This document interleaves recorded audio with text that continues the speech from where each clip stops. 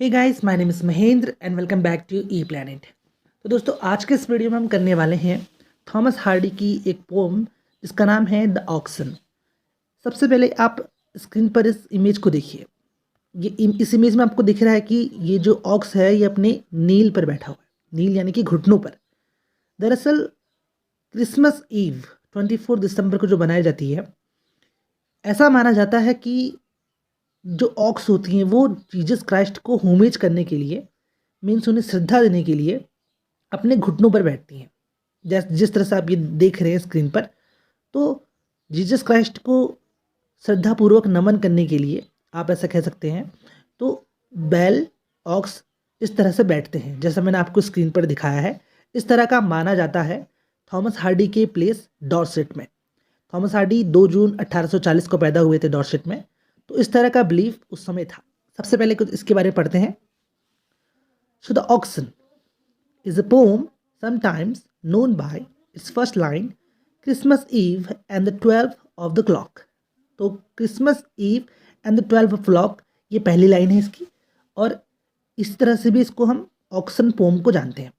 By the English novelist and the poet Thomas Hardy 1840 to 1928, ये उनका time period है। It relates to a West Country Dorset legend that on the anniversary of Christ's nativity, each Christmas day, तो हर Christmas दिन पर Christ nativity, जब Christ पैदा हुए थे, तो तब के बारे में ये पोम को बताती है कि ऑक्स के बारे में क्या मानना है, ऑक्स किस तरह से श्रद्धा पूर्वक नमन करते हैं जीसस क्राइस्ट को।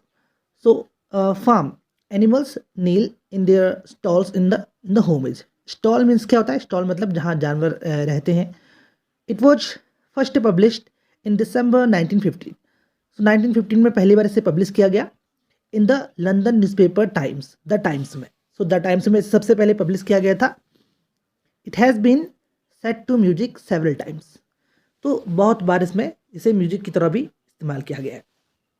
चलिए अब बढ़ते हैं पोम की तरफ। सो पोम है द ऑक्सन।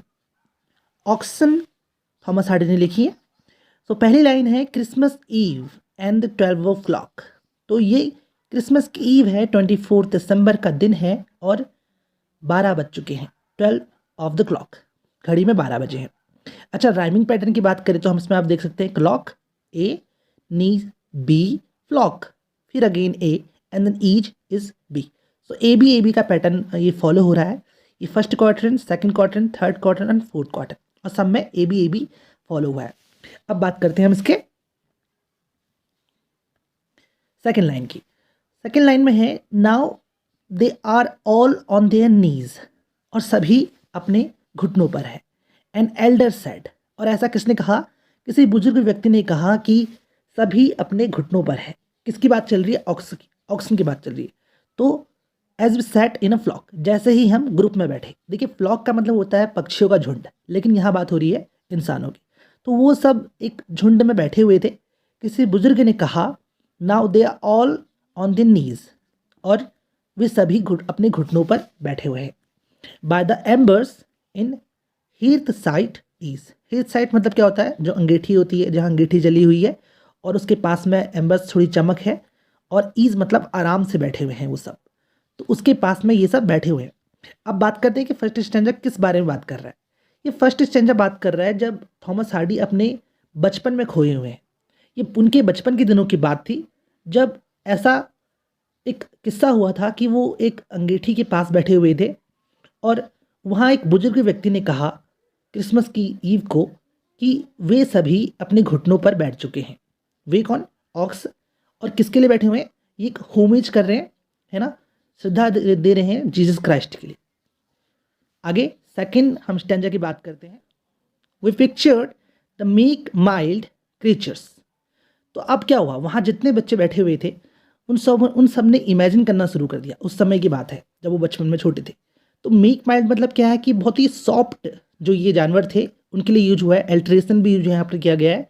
क्रीचर्स मतलब प्राणी। Where they dwelt in their strawy pen.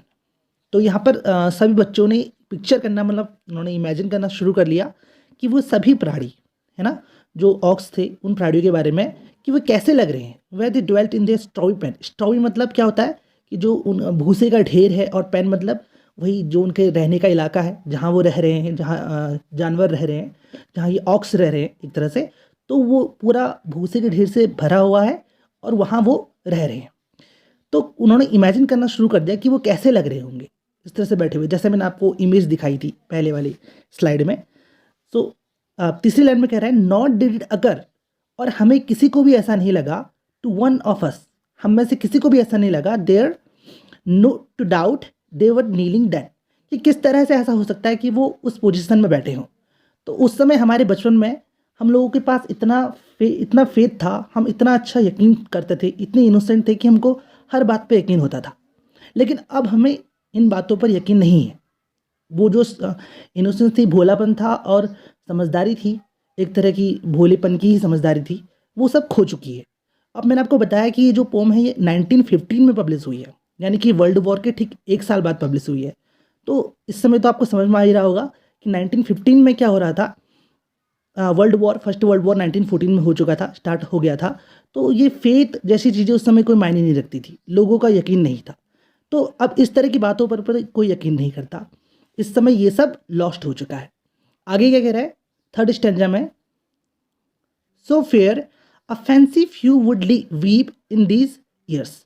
अब इस तरह की बातों पर देखो, फैंसीफुल बातों पर, इस तरह की जो फैंसी बातें हैं उस पर तो अब इस सालों में, इन दीज ईयर मतलब इन 1915 के टाइम पर कुछ लोग ही यकीन करें, फ्यू, कुछ लोग ही इन बातों पर यकीन करेंगे। येट आई फील, लेकिन फिर भी जो ये राइटर है थॉमस हार्डी, वो महसूस करते हैं, इफ समवन सेड, अगर कोई कहे ऑन क्रिसमस ईव पर अगर कोई किसी ने ऐसा कहा, कम सी द ऑक्सन नील, कि देखो कि ऑक्स बैठे हुए हैं घुटनों पर, in the lonely barton, lonely barton मतलब ये बैटन मतलब होता है एक एरिया, और बाय यॉन्डर कॉम, यॉन्डर मतलब बाय फॉर सम डिस्टेंस, कुछ डिस्टेंस पे बैठे हुए हैं, कुम मतलब कोई घाटी पर बैठे हैं, ऐसे ही कोई ऑक्स बैठी हुई हैं जो कि जीसस क्राइस्ट को होमेज कर रही हैं। और चाइल्डहुड यूज टू नो, जैसा कि हमारे चाइल्डहुड में हमको पता था, अगर अभी ऐसा कहीं हो रहा है और कोई मुझे वहाँ ले चले, आई शुड गो, तो मैं उसके साथ जाऊँगा, I should go with him in the gloom, उस घाटी की तरफ, है ना, तो वहाँ मैं जाऊँगा, होपिंग इट माइट बी सो, ऐसा हो सकता है, मुझे आज भी उम्मीद है, मैं हो सकता है कि उस जगह पर जाऊँगा।